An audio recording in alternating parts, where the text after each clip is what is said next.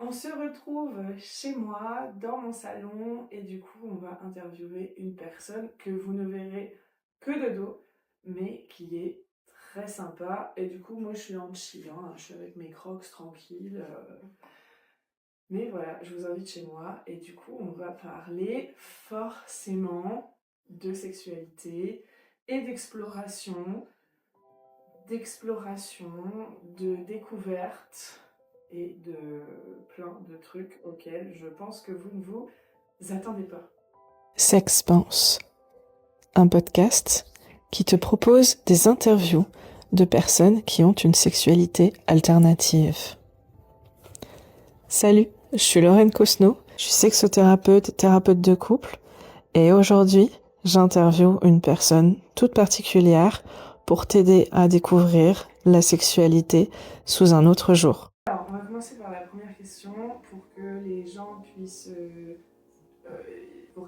t'imaginer un petit peu. Qui es-tu? D'où viens-tu? Présente-toi sommairement, comme tu le sens. Ce que tu as envie de nous partager. Alors j'ai 30 ans, je viens de Marseille, j'ai un métier je dirais assez classique dans la vie qu'on peut voir dans la vie de tous les jours. J'ai une sexualité, alors je dirais par chapitre entre guillemets, c'est-à-dire qu'il y a eu des moments où j'ai été très seul, il y a des moments pas du tout. Ok, du coup tu voudrais témoigner là-dessus? Oui, je peux, oui. Avec quoi t'es venu aujourd'hui? De quoi t'as envie de parler au final? Ben justement, on pourrait parler des étapes de la sexualité, que ce soit par exemple quand on commence ado, après à l'âge adulte quand on commence aussi, et après au fur et à mesure de l'âge, que ce soit tout seul, en couple ou à plusieurs. Ok, trop bien. Hyper intéressant, je pense. Du coup, je pense que ce qui serait pas mal, c'est que tu commences par nous raconter un peu les tout débuts. De comment t'étais petit, comment t'as découvert la sexualité. Qu'est-ce qui t'a amené à tes premiers rapports sexuels. Et puis, au fur et à mesure, je te pose des questions. Alors, je dirais que je vais commencer vers l'adolescence, vers 14-15 ans peut-être, pour vous donner une idée. Mon parcours scolaire, j'ai eu des classes que j'ai sautées et d'autres que j'ai pas, et d'autres où j'ai redoublé. Donc du coup, j'avais pas forcément le même âge que certaines personnes à un certain moment. Mais comme tout le monde, vers la fin du collège, j'ai eu une petite amie, mais il n'y avait rien de sexuel à part des bisous au final. Mais par contre, c'est là où par exemple j'ai découvert le porno. Voilà.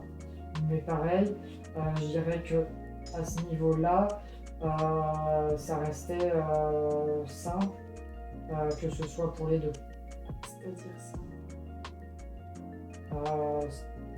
Je dirais simple, c'est-à-dire que c'était juste la découverte, et du coup c'était peut-être une fois tous les deux mois quoi.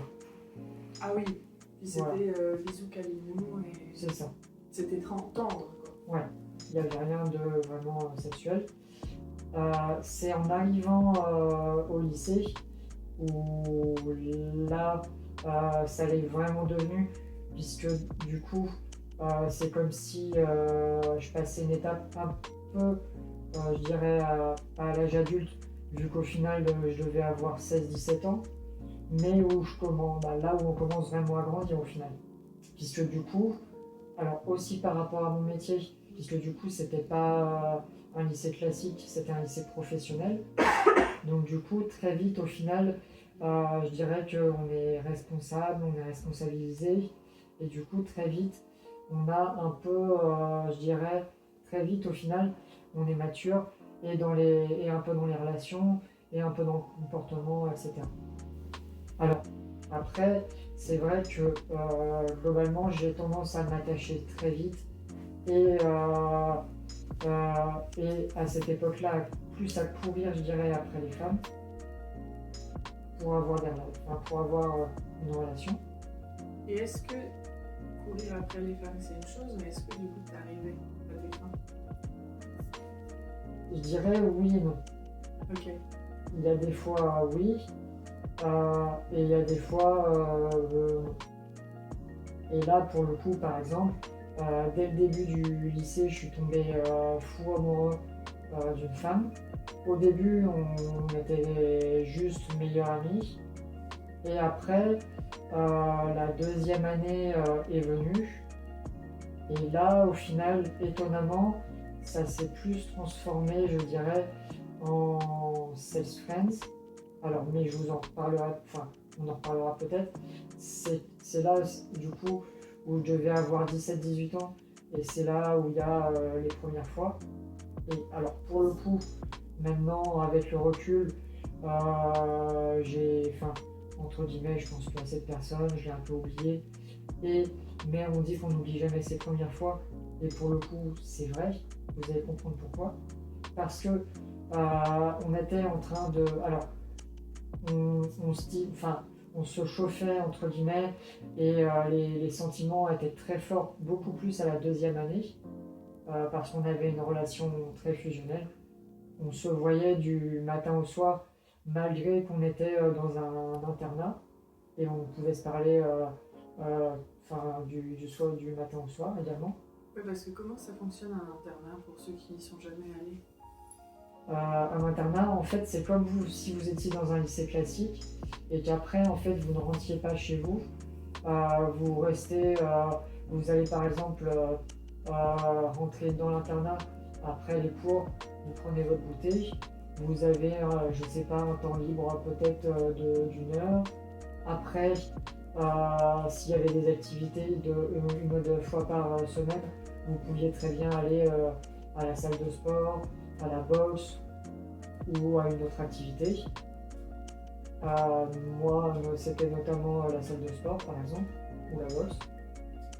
Et après, vous reveniez, vous mangez, vous aviez encore une demi-heure peut-être de libre. Et après, vous étiez soit côté fille, soit côté garçon. Enfin, soit côté garçon. Et après, vous faisiez vos devoirs et voilà, c'était... Ok, oui, donc normalement, à part sur les activités, vous ne vous croisiez pas. Alors, à part sur les activités, les devoirs ou autres, oui, complètement. Et notamment, en plus, on ne devait pas normalement communiquer, puisque normalement, un téléphone est interdit le soir. Après, tout le monde avait un deuxième téléphone. Donc, clairement, on discutait toute la soirée. Ok. Et c'est ça qui était étonnant. Alors, moi, j'étais très amoureux, donc du coup, j'étais un peu exclusif avec elle. Elle avait d'autres relations, mais qui, je dirais, à chaque fois ne duraient pas.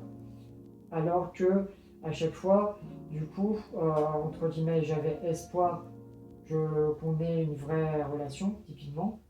Et au final, on l'a eu, entre guillemets. Ok. Et donc, du coup, j'avais entre 17-18 ans. Et alors, on avait vraiment une relation, pour le coup, très fusionnelle. Pour le coup, tout lycée le voyait, voilà. On était les inséparables. Ouais. Et du coup, je dirais qu'à cette époque-là, on se rapprochait de plus en plus. Quand on regardait la télé en groupe, on était enlacés à deux, même si pour le coup, on s'en rendait même plus compte. Typiquement, je pouvais très bien poser ma main sur sa cuisse. Et ma amie à moi me disait regarde ce que tu veux, alors que pour nous ça paraissait normal. Mais on s'en rendait pas forcément compte. Ok. Enfin, entre guillemets. Mais c'était naturel. Voilà, c'était devenu naturel.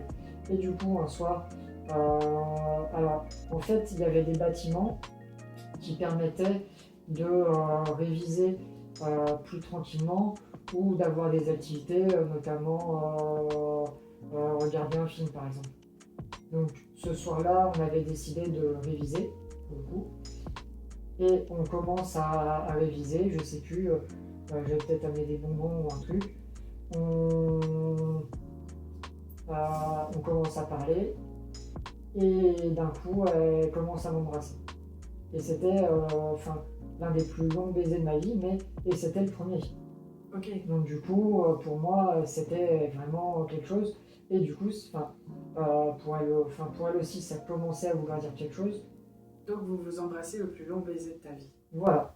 Et du coup, ça a été, je dirais, le premier acte au final sexuel dans ma vie. À part, bien sûr, la masturbation. Et du coup, je me suis dit, là, ça y est, on est vraiment en couple et autres. Bon, je dirais que elle ne le voyait pas trop comme ça.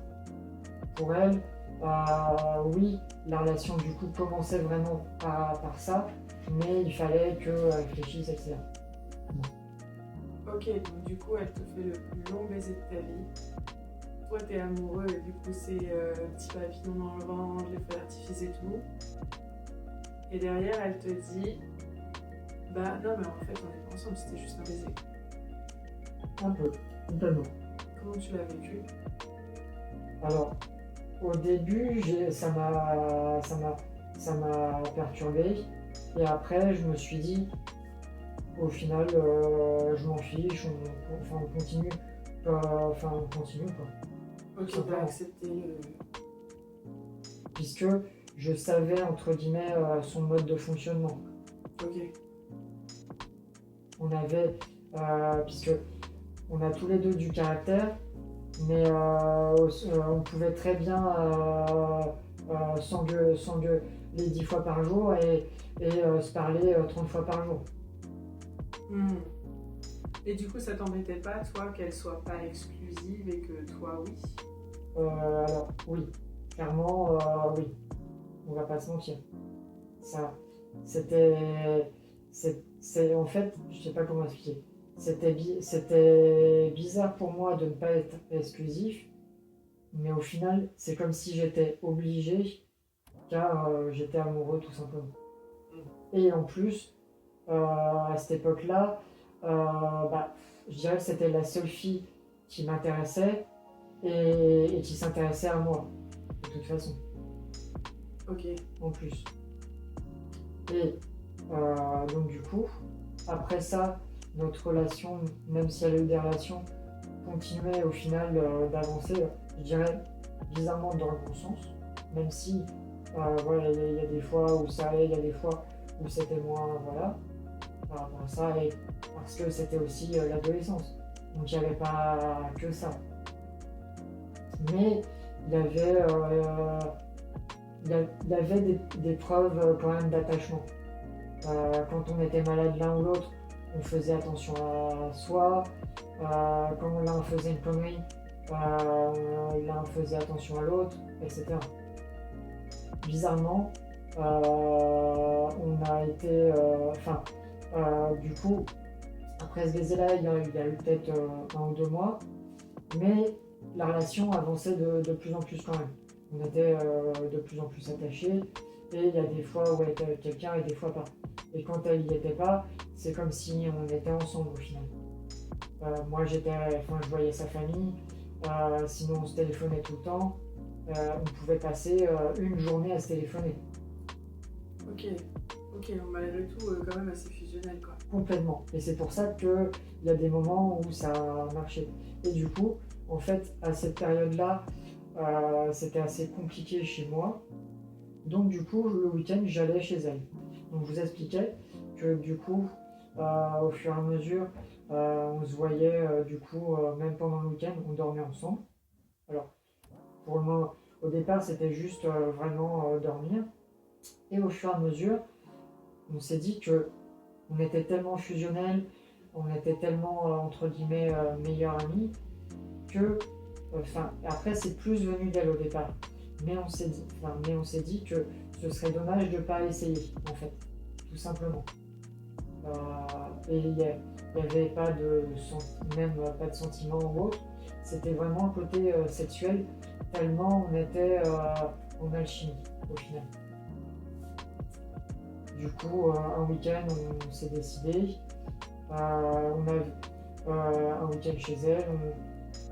Alors, là-dessus, c'était pour me remettre encore dans le contexte, c'était encore, enfin, on était encore entre guillemets dans l'adolescence. Moi, je devais avoir à peine 18 ans peut-être. Elle en avait 17. Donc du coup, elle était encore chez ses parents, enfin chez sa maman. Moi, voilà, j'étais pas de la ville où elle était. Donc du coup, vu qu'on s'était décidé, moi j'avais loué une chambre d'hôtel pour le week-end. Je me suis dit comme ça servira. Et du coup, le soir, on est sorti avec 2-3 amis. Et après, en fin de soirée, bon, on avait eu un peu les voix, mais en fin de soirée, du coup, on s'est décidé.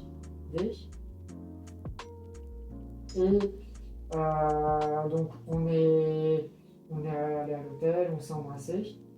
On a commencé à vraiment avoir ce côté sexuel, du coup, avec des préliminaires, à se chauffer un peu. Et alors, ça va peut-être vous étonner, mais vu que c'était ma première fois, mais je sais pas.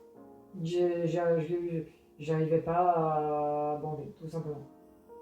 Alors, je sais pas si c'était à cause de l'alcool, je sais pas si c'était peut-être à cause de ma timidité à l'époque, ou parce que c'était pour moi une très belle femme à l'époque, et où du coup j'avais peut-être peur de mal faire, je ne sais pas. Mais en tout cas, voilà, ça s'est arrêté là. Alors après, malgré ça, elle a été très cool sur le moment, puisque c'est comme si ça ne se voyait pas. On a continué à dormir au final. Et après, on a fait une matinée normale, etc. Donc là-dessus, elle a été cool. Ça l'a pas dérangé.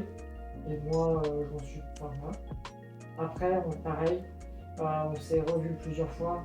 On a peut-être essayé une fois. Et pareil, je sais pas pourquoi. On se chauffait, mais c'est comme si le fait de dormir ensemble peut-être trop souvent ou d'être amis bloquait la chose avec le recul, ou parce qu'à l'époque c'était une très belle femme et peut-être que ça me bloquait, je ne sais pas.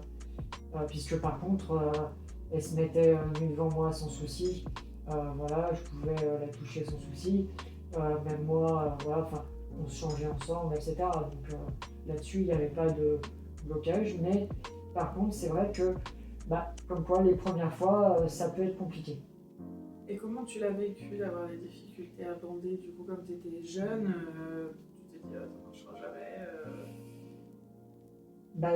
Non, en fait, sur le coup, je me suis dit mince, c'est dommage quoi. En fait, la fille que je voulais, une super femme en plus, me propose, et au final, j'arrive pas au bout. Alors que, quand typiquement, quand je me branle, j'y arrive quoi.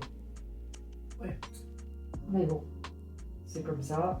Mais au final, la relation a quand même continué. Alors, avec des hauts et des bas. Au final, à la fin de l'année scolaire, moi j'allais dans un autre lycée et elle aussi. Et j'en avais un peu marre d'être, je dirais, amoureux fou. Clairement, c'était fou. Donc du coup, je me suis dit, le deuxième lycée va être et parce qu'il y avait eu des problèmes d'ado, etc. Donc je me suis dit, le prochain lycée va être une autre étape dans ma période. Enfin, du coup, je devenais adulte puisque j'avais 18 ans. Mais va être une autre étape et pour l'oublier et pour prendre du recul au final. Ah oui, du coup, ça s'est arrêté comme ça. En fait, du coup, j'ai voulu que ça s'arrête comme ça. Pour pour voir si j'arrivais à trouver une autre personne, à être vraiment en couple, au lieu d'être semi en couple. Ok. Je trouve ça. Enfin, il y a deux trucs que je trouve intéressants dans ce que tu as partagé.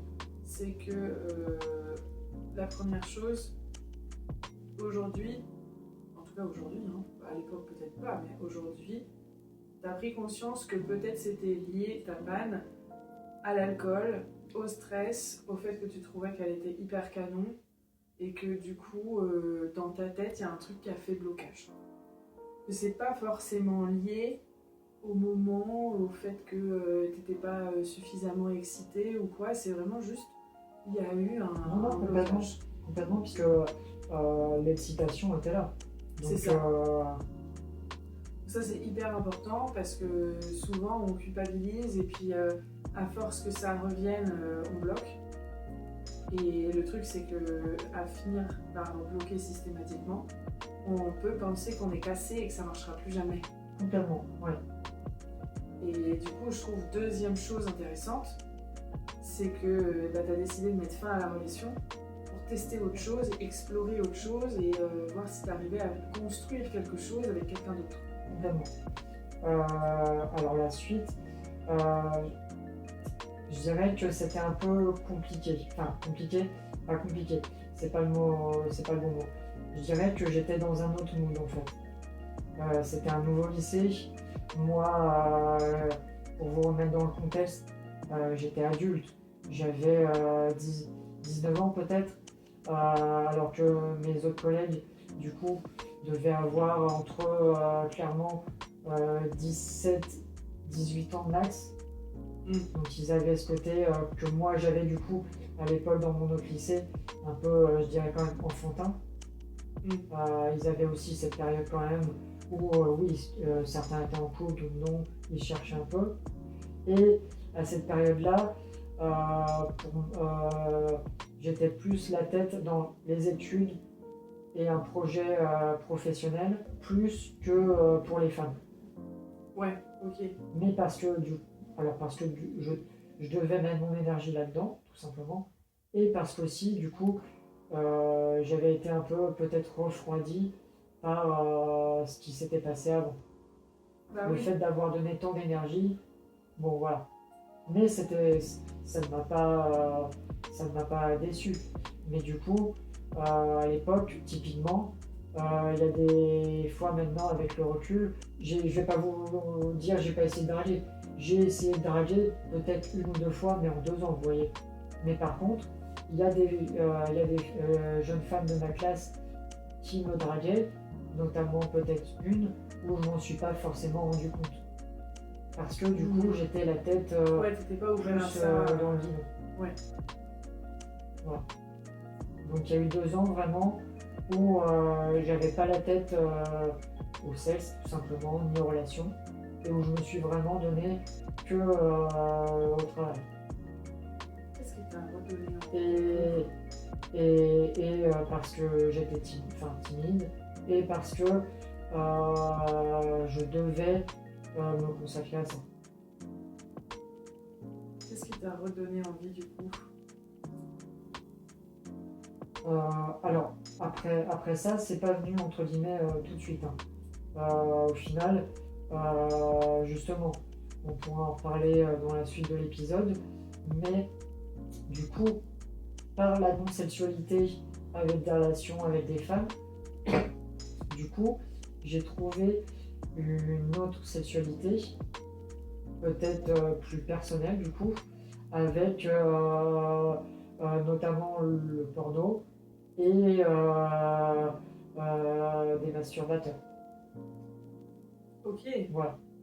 C'est là, et alors ça peut peut-être paraître bizarre, mais voilà, c'est venu en fait tout simplement l'un de mes premiers stages.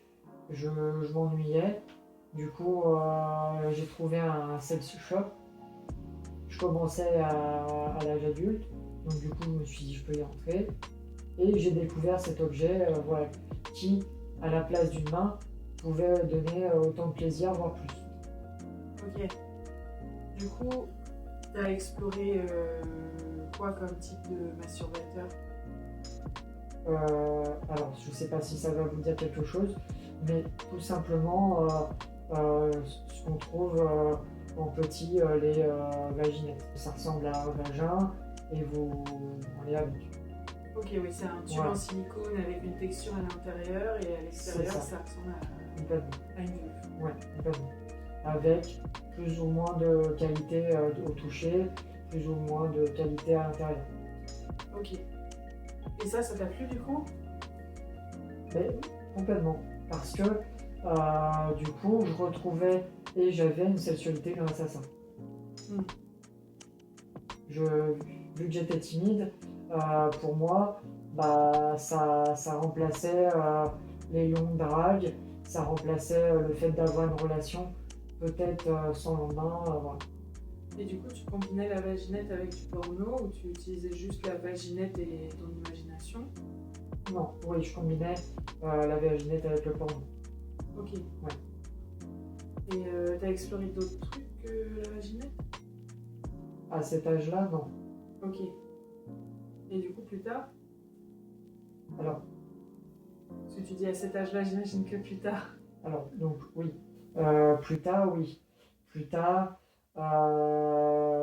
peut-être, je dirais, 2 ou 3 années. Alors après, typiquement, je pouvais très bien, je pouvais changer de vaginette si je voyais que la qualité était mieux dans une autre, par exemple. Oui, tu as utilisé plusieurs textures, plusieurs vaginettes. Et après, du coup, ma sexualité aussi a évolué vu que je commençais à être adulte. Donc, que typiquement, je pouvais aller dans les sex shops peut-être plus souvent, notamment par rapport à ça. Du coup, je dirais que peut-être 2 ou 3 ans après, pour vous donner une idée, j'ai découvert ce qu'on appelle les bustes, ou du moins les demi-corps. C'est que en fait, là vous avez toute la partie devant en silicone. Donc vous avez souvent une grosse poitrine, le ventre, et en bas le demi-corps d'une femme. Enfin, ça s'arrête, pour vous donner une idée, ça s'arrête au début des jambes. Voilà. Ok. C'est vraiment le buste. Ok. Donc ça, typiquement, souvent, vous le mettez à côté de vous sur votre lit, et puis voilà. Ouais, ok. Et du coup, il y a des bras, une tête, pas forcément. Alors, pour le coup, non, c'est vraiment vendu comme un buste. D'accord. Voilà, c'est un buste, derrière le dos, c'est plat. Voilà. Ok, donc c'est juste pour faire pouille-pouigne sur la poitrine et puis pouvoir rentrer dedans, quoi. Beaucoup, c'est ça. C'est alors pas fort. Enfin oui. Personnellement, je préfère les petits seins. Donc du coup, oui, clairement, il y a des gros seins, c'est agréable. La qualité du silicone, pour le coup, c'est par contre comme le toucher de la peau humaine, donc c'est quand même plus agréable. Et au niveau du vagin, vous en avez quand même. Vous avez l'impression d'en avoir un vrai en fait, quasiment. Ok. Parce que vous avez clairement la forme du vrai, l'intérieur aussi est fait comme un vrai. Voilà. Ok.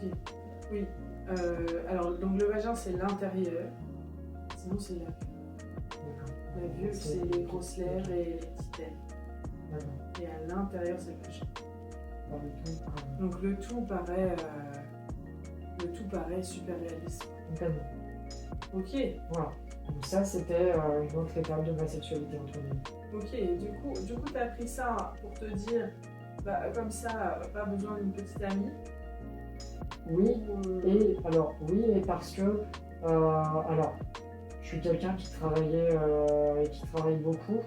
Donc du coup, je n'avais pas forcément le temps d'une relation. Et en plus de ça, à côté, quand j'avais le temps, j'ai essayé plusieurs fois à des moments différents, typiquement les sites de rencontres. Et à chaque fois, soit ça marchait pas parce que j'étais timide ou parce que je trouvais que la relation me convenait pas, ou parce que je me faisais avoir et voir arnaquer. D'accord. Voilà. Du coup, 2 questions. Qu'est-ce qui faisait que ça fonctionnait pas? Qu'est-ce qui n'allait pas avec la personne en face de toi?